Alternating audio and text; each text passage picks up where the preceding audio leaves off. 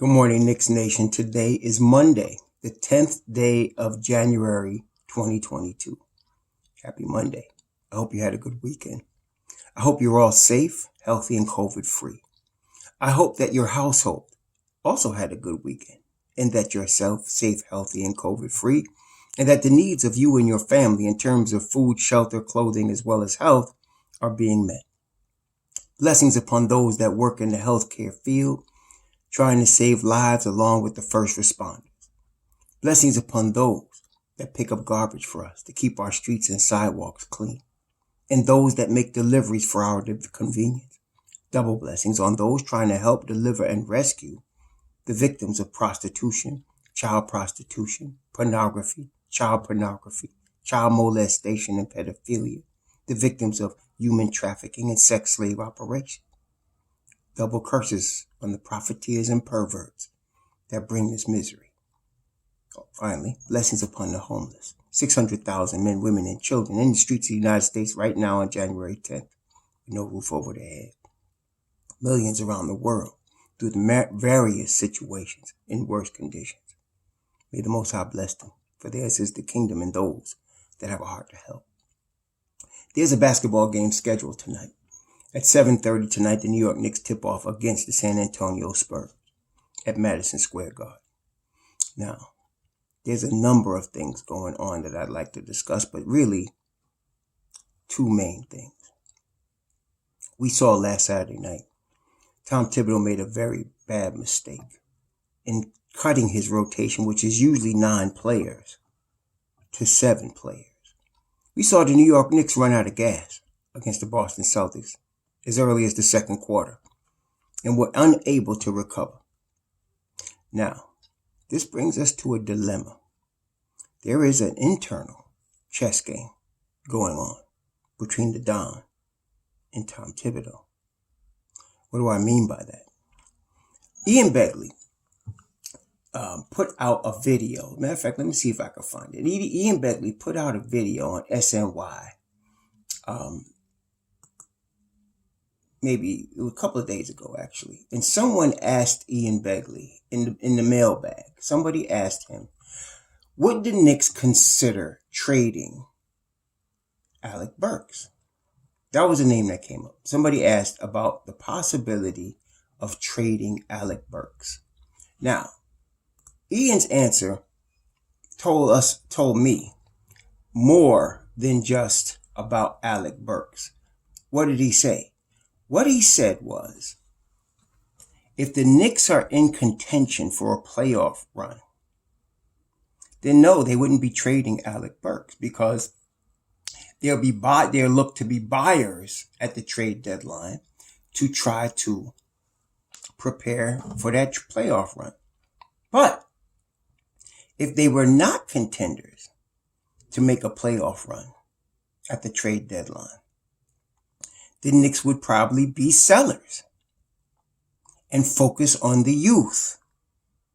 I wish I could find it right now. I should have pulled it up before I came on, but it was on SNY a couple of days ago, and that was the question and answer scenario. So why is that important to the chess game I'm talking about now?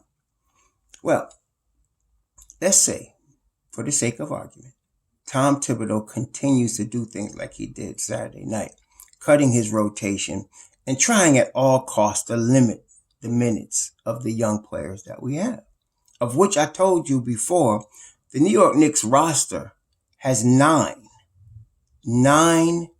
players on the roster that are 23 years old and under. 6 players that are above 23. Okay, so you have a young team. Leon Rose put that roster together. Okay, Leon Rose did that. Tom Thibodeau, I believe, would try to trade most of those youth just for a couple of veterans. So now we at this dilemma. If Tom continues to do what he did Saturday night and limit the minutes of his youth. He's going to run down the 7 guys that he loves to play so much. He's going to wear out Taj Gibson for sure. He's going to wear out Julius Randle. He's going to wear out RJ Barrett, even though RJ is only 21. He's going to wear out the players that he has in that 7-man rotation. He's going to wear them out. Okay, that's going to. It's all. We saw that. What you're going to see is days where they're going to play great with energy, like they might tonight against San Antonio, because they've had a couple of days rest and they're at home. And again, that against days where they're going to just run out of gas early and get beat. Okay, because they just don't have the energy. And then you'll hear Tom Thibodeau come to the podium and say, and all the players will say, we lacked energy tonight, which we've heard a lot this year. Okay, we lacked energy. Now we know why. Okay, so they would lose more games than they win if that's the case. The Knicks are going to lose more games than they win, which means, according to what Ian said, they would be sellers at the deadline. Okay, which means Alec Burks may go, Nerlens Noel may go, Taj Gibson may go. All of these guys might go. Okay, at the deadline. Now, I have to believe that there's a couple of guys, well, 2 guys, namely Taj and D Rose, that aren't going anywhere, because these are just Tom's, this is security blanket type plays for him. But everybody else, Burks, who else? Not Gibson, but Burks is the main guy. But Nerlens Noel, Evan Fournier, they might be sellers at the deadline. Which, depending on your point of view, if you believe that the Knicks, which I do, are in the year 2 of a rebuild, and that they really should have been focusing on the youth all along, this is a good thing, because he's going to have to focus on the youth. Then you're going to have some drama, especially going into the summer. Especially around free agency. Tom is going to be pushing for them to get new Evan Fourniers, new Kemba Walkers. And then we're going to see also a push back if, having to play the youth, some of them start balling out. And so that's going to be another drama coming. On the other hand, if they happen to be in the play-in position come trade deadline, that's a decision. So is play-in position enough to be buyers at the trade deadline? I don't think so. If they're in the top 8, come trade deadline time, I could see them being buyers. If they're not in the top 8, I could see them being sellers. And I can see Leon saying in himself, I got all these young players that I put on the team. I want to develop them, Tom. Which is not going to make Tom very happy. He has 3 young players that he really likes. Like, we know he likes Mitchell Robinson. We know he loves Emmanuel Quickley and RJ Barrett. Those would be the core of our future team. Okay. Really, when a player gets to the 4th season, in the NBA, that's when your rookie contract is up. Really, they're veterans at that point. Once they get to that 4th season and it's time for them to renew their contract, if they're still in the NBA, they're veterans. Okay, at that point. They're young veterans. And so Mitchell Robinson's in his 4th season. Next year will be RJ's 4th season. And then Quickly will still be a young player. He'd be in his 3rd season. Everybody else is less than that. Now, Kevin Knox is a veteran. He's in his 4th season. And Kevin Knox's fate is really ambiguous right now. If we are sellers, he could be dealt with a vet to make a deal work. Or if he's still here, he becomes part of a young core group going forward. So, the reason I mentioned a chess match is because Leon's going to let Tom play his moves out. And his moves will determine which way the Knicks go. So if he keeps pushing these 7 guys, and D Rose, he's probably trying to hold off and wait until that is Tom is trying to struggle to hang on until D Rose gets back. And then, of course, when D Rose gets back, you will have Mobb Deep again. And then, he'll work from there. But D Rose just started rehab last week. We're talking about probably at the earliest, the end of February for him to begin to be ready, which is past the trade deadline. So he's off the table. And so if he's trying to hang out till D Rose gets here, he might be disappointed. So if the Knicks start going under 500, 4, 5, 6 games under 500 at the trade deadline, we'll probably be sellers at that point. According to what Ian said, we'll probably be sellers. And at that point, the youth will have to play because the Knicks are not going to have any new veterans come in. You're not going to have Tom putting any guys they get or picks they get in front of the guys that are here that they've already picked. So it'll be a youth movement. So we're going to see. This is going to be, we had already, I think myself and a whole bunch of other people had said that these next few games, these next, this next rash of games, this stretch they had that's supposed to be, some people call it a soft spot in the schedule. I don't know about how soft it is, but I do know that it's an important stretch. It started really back when COVID was hitting everybody, when we played Detroit on December 21st. Then from that stretch you had 1, 2, 3, 4, 5, 6, 7, 8, 9, 10, 11, 12, 13 games, which ends with Atlanta on Saturday night, the 15th. And at this point, the Knicks are 7-5 over their last 12. And then, of course, they play San Antonio tonight, and they got Dallas Wednesday. They got Atlanta Saturday. That stretch is going to determine, what we're going to be doing, because at this point, as we can see, the Knicks have not made up ground in the East at this point. They have not made up ground in the East at this point. At this point, right now, as it stands today, they're tied again with Boston at the 10th spot right now. And they're still, at the same time, it could change. They're only 3 games out of the 6th spot. Right? And they're actually 2 games out of the 8th spot. So things could change. So this is where we're at right now. So we're going to see by evolutionary process, by organic process, if Tom Thibodeau's methods are going to hold up so that we'll be in playoff contention or not.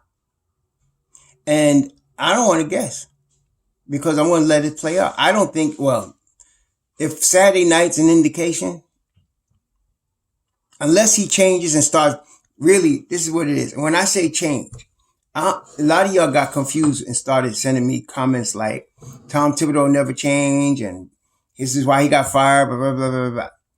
I'm not talking about him changing. Tom Thibodeau runs a 9-man rotation. If you look at every team he has coached since the Chicago Bulls, he runs a 9-man rotation.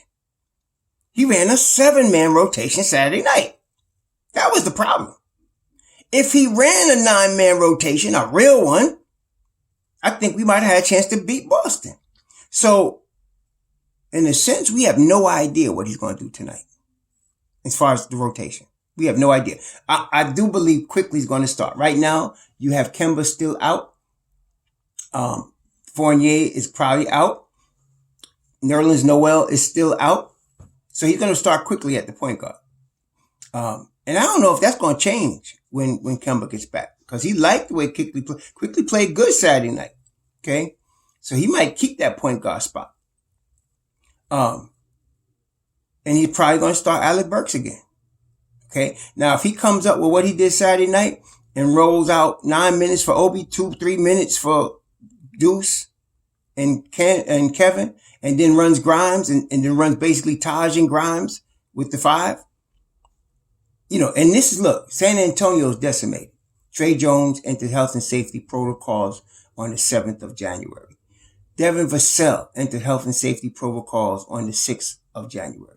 With Derek White, Keldon Johnson, and Thaddeus Young. That's most of their core team right there. DeJounte Murray is available. Doug McDermott should be back. I mean, he entered health and safety protocols on January 1st. Tonight's the 10th.